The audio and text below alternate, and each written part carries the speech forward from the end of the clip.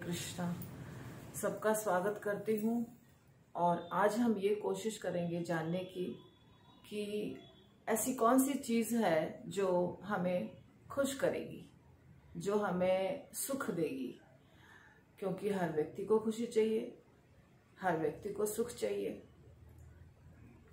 छोटे बच्चे से लेकर के बूढ़े तक हर व्यक्ति खुशी चाहता है, शांति चाहता है, प्रसन्न रहना चाहता है, पर ऐसा हो नहीं पाता है।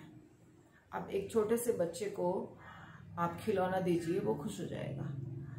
इसके बाद वो 1-2 दिन खेलेगा उस खिलौने से, फिर उसको नया खिलौना चाहिए।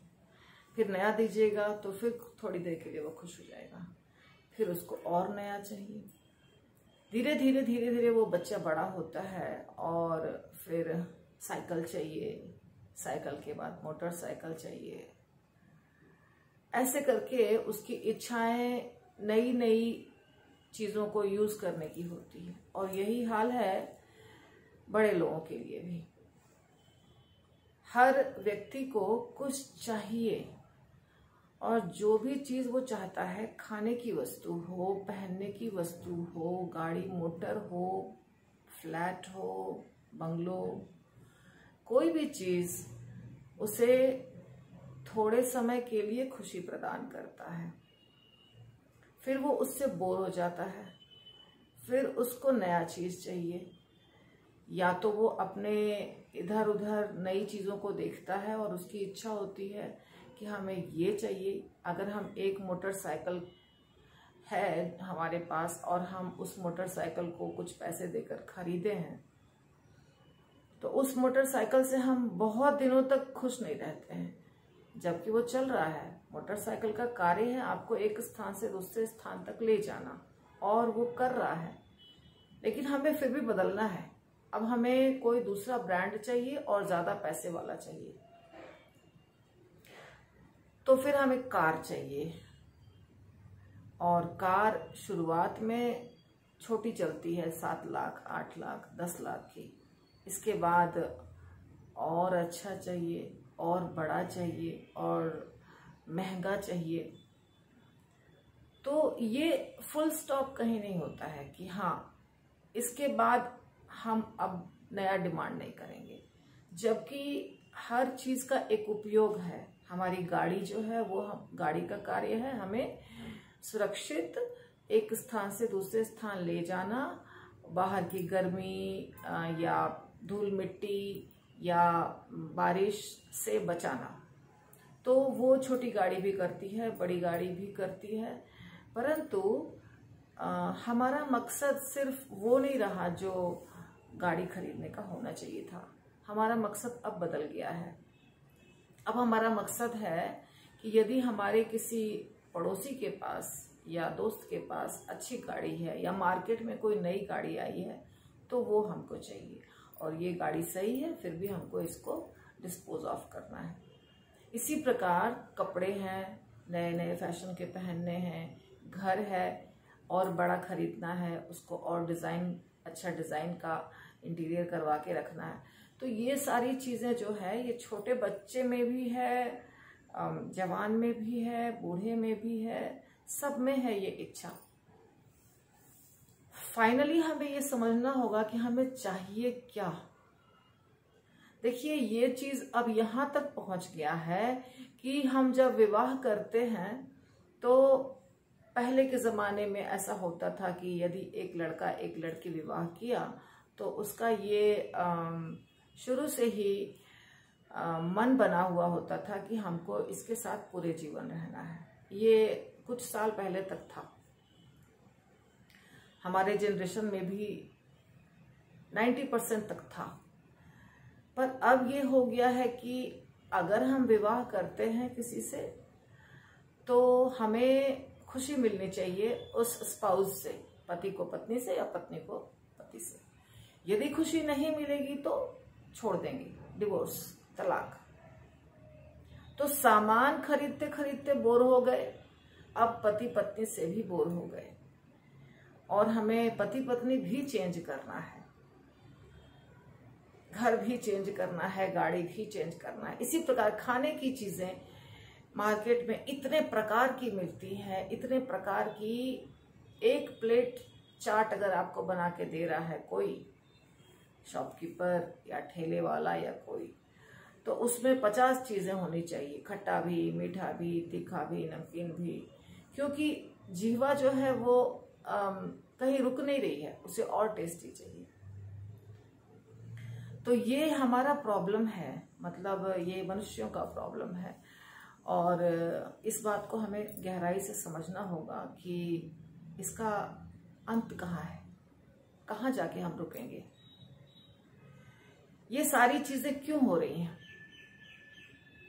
हम खुशी चाह रहे हैं, हम शांति चाह रहे हैं, हम प्रसन्नता चाह रहे हैं, और इसके लिए हम ये सब कुछ सारा उपाय कर रहे हैं कि अच्छे कपड़े पहनने से हमें खुशी मिलती है। पर यदि आप अच्छे कपड़े पहने और किसी ने आपकी बड़ाई नहीं की तो आप खुश नहीं होंगे। अगर किसी ने कह दिया ये कपड़ा अच्छा नहीं है तो आप खुश नहीं होंगे। यदि आपने गाड़ी खरीदा तो हर व्यक्ति को कहना चाहिए कि आपकी गाड़ी बहुत सुंदर है, नहीं तो खुश नहीं होंगे। तो कहने का मतलब हुआ कि आप कुछ ऐसा करें जो दूसरे लोग अप्रिशिएट करें, और फिर आपको प्रसन्नता मिलेगी, आपको नहीं सबको। ये हमारा स्वभाव बन गया है। तो इसके जड़ में है क्या, क्या समस्या है, ऐसा क्यों हो गया है? क्योंकि इंद्रियां हैं, हमारी 5 इंद्रियां हैं, ठीक है, आँख, कान, नाक, जीवा इत्यादि। और ये इसके द्वारा हमें ज्ञान प्राप्त होता है, अनुभव प्राप्त होता है, और बाह्य ज्ञान मस्तिष्क तक जाता है। तो वो हमें फिर खुशी प्रदान करती है या दुख प्रदान करती है। भगवान ने कहा है, मात्रा स्पर्शास्तु कौन्तेय शीतोष्ण सुख दुखदा आगम अपायनो नित्य तंत्र तितिक्षस्व भारत। तो ये इंद्रिय बोध से ही सुख और दुख होता है। तो इंद्रिय बोध जो है, मतलब इंद्रियों के द्वारा जो हमें ज्ञान प्राप्त हो रहा है, उसी से सुख और दुख हमको मिलता है। पर आजकल के जमाने में कितने लोग सुखी दिखाई दे रहे हैं आपको? ज्यादातर लोग दुखी हैं, डिप्रेशन में है। अब डिप्रेशन नाम का वर्ड पहले तो सुनते भी नहीं थे हम, कभी कभार ही कोई होता होगा, पागल खाने हैं ये मालूम था, लेकिन डिप्रेशन है बीमारी, और उसके लिए बहुत सारे डॉक्टर्स हैं, लोगों का इलाज चल रहा है, ये कॉमन बात नहीं थी। डिवोर्स कॉमन बात नहीं थी, पर ये सारी चीजें अब हो गई हैं। इसका कारण क्या है, ये हमको जानना पड़ेगा, तब हम इससे बच सकते हैं। इन सब का कारण है कि हम सत्य को नहीं समझने का प्रयास कर रहे हैं।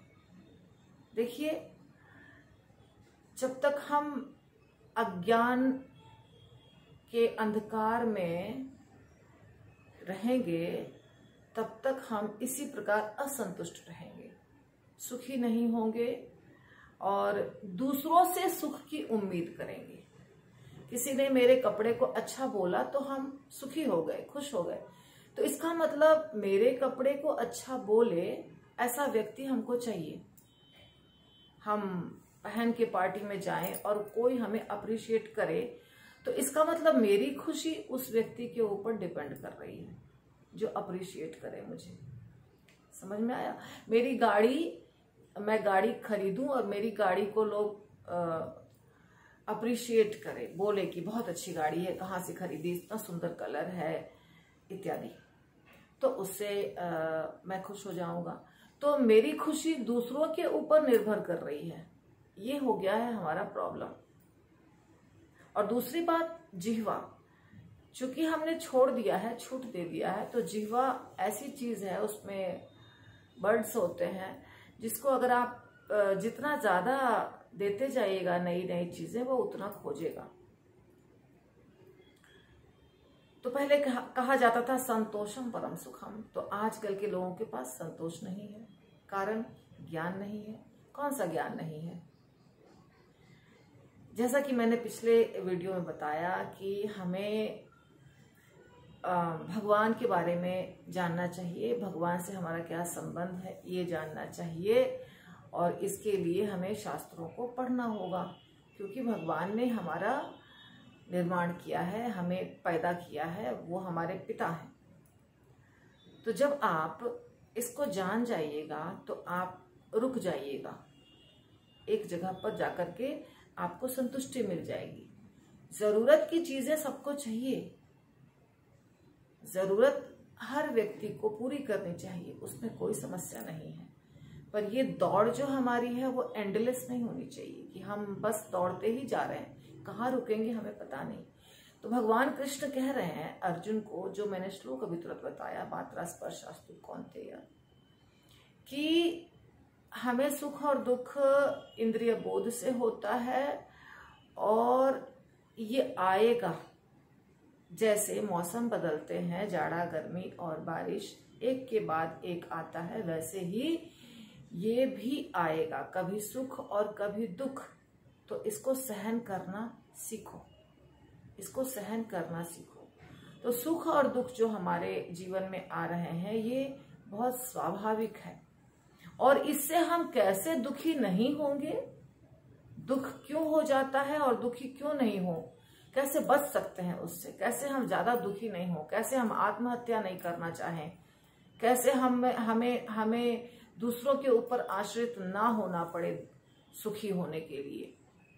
इसको समझने के लिए एक दूसरे वीडियो में हमको जाना पड़ेगा। ठीक है, हरि बोल।